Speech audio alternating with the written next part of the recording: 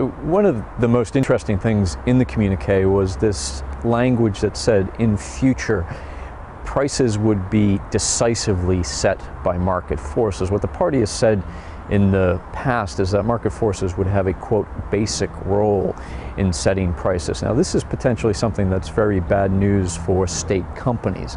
And the reason it's bad news for state companies is a lot of them benefit from prices that are to some extent controlled by the government. They get to borrow money at low rates of interest. They pay relatively little for important inputs like energy and water. They can acquire rural land relatively cheaply for development.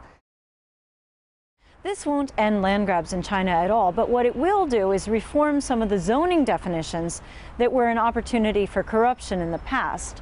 The other thing it will do is ensure that farmers get slightly fairer compensation when their land is taken.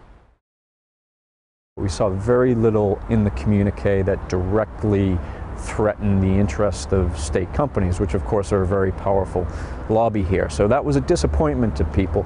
What seems to have happened is they've taken measures which in time could affect the state companies. So there wasn't any sort of direct threat to state companies, say, you know, we're really going to encourage private companies to participate in the telecom sector or the steel sector or whatever it is. So the commanding heights of the economy remain very much in state hands.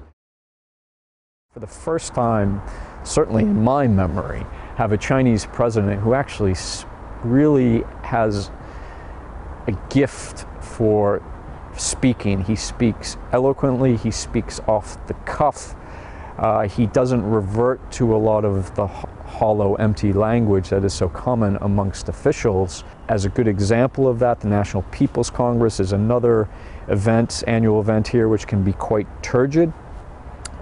When Xi Jinping was speaking at the tail end of that, he spoke quite eloquently of a Chinese dream about a rejuvenation of the nation.